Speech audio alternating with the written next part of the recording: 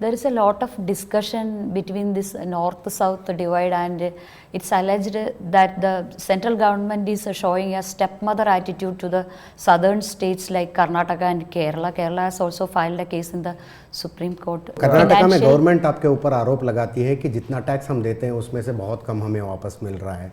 अगर ऐसे ही चलता रहा तो सेपरेट नेशन करने की पहली बात है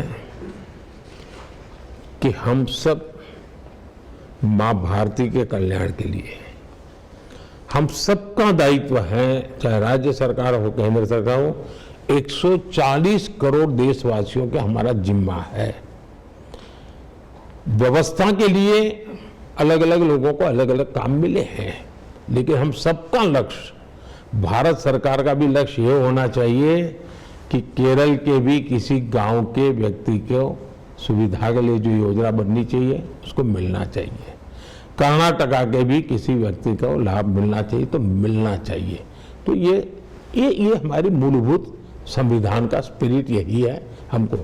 अब मुझे बताइए, हिमालय से नदियां निकल रही हैं और हिमालय के जो राज्य हैं वो कह दे कि पानी कहीं किसी कोई मालिकी नहीं है तो मेरी मालिकी है, तो देश चलेगा क्या?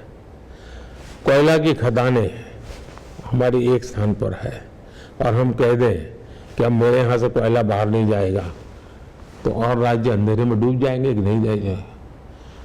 ये सोच ठीक नहीं है जी। ये संपत्ति सब देश की है, कोई हम उसमें से मालिक नहीं है। दूसरी बात है, ये व्यवस्थाएं संविधान में निर्धारित नियमों से चलती है, कोई सरकार आपका और अपनी मर्जी से नहीं करती है। जब 14th फाइनेंस कमीशन आया उसने एक ऐसा बड़ा जबरदस्त निर्णय किया। पहले 32% डिवैल्यूएशन था, उन्होंने 42 कर दिया। अब सब तरफ से मेरे दबाव था, साहब 42 कर ही नहीं सकते, देश चल नहीं सकता है, आप सरकार चला नहीं पाओगे, फेल हो जाओगे। और सरकार को हक है उसमें से 10 में से 5 चीजें लेनी, 3 लेनी, 2 लेनी, 10 लेनी, न लेनी, सरकार के पास अधिकार है, पार्लियामेंट को अधिकार है। लेकिन जब मेरे सामने आया मैंने कहा भाई मैं जानता हूं, अफसरों ने कहा साहब ये तो बहुत मुश्किल होगा, भारत सरकार चला रही मुश्किल होगा, इतना डिवैल्यूएशन हो जाएगा। मैंने कहा जी नहीं, ये मेरा प्रारंभ है, मुझे राज्यों को पर भरोसा है, राज्य भी अच्छा करेंगे, पैसे जाने दो राज्यों के पास। और हमने 32 का 42 वैसा का वैसा फाइनेंस कमीशन की रिपोर्ट को स्वीकार किया। अब यूपीए के कालखंड में मनमोहन सिंह जी जब थे और रिमोट सरकार चलती थी, तब कर्नाटका को डिवैल्यूएशन का 10 साल में 80,000 करोड़ रुपए मिले थे। हमारी सरकार ने करीब करीब 3 लाख करोड़ रुपए दिए हैं। केरला यूपीए के समय 46,000 करोड़ रुपए दिए गए थे, हमारी सरकार ने 1,50,000 करोड़ रुपए दिए हैं।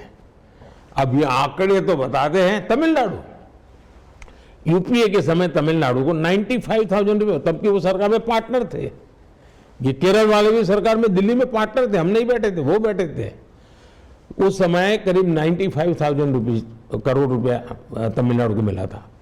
आज करीब करीब 3 लाख करोड़ यानी 2,90,000 करोड़ रुपीस तमिलनाडु को मिला है। ये आंकड़े बताते हैं कि ये झूठ फैलाया जा रहा है, राजनीतिक स्वार्थ के लिए नफरत का वातावरण पैदा किया जा रहा है। कोई भी और दुर्भाग्य है कि कांग्रेस पार्टी ऐसे लोगों के साथ बैठी है, जो नेशनल पार्टी है, जो 5-6 दशक तक देश चला चुकी है और ऐसी हरकतें और ऐसी गंदी प्रवृत्तियों में हिस्सेदार बन गई है।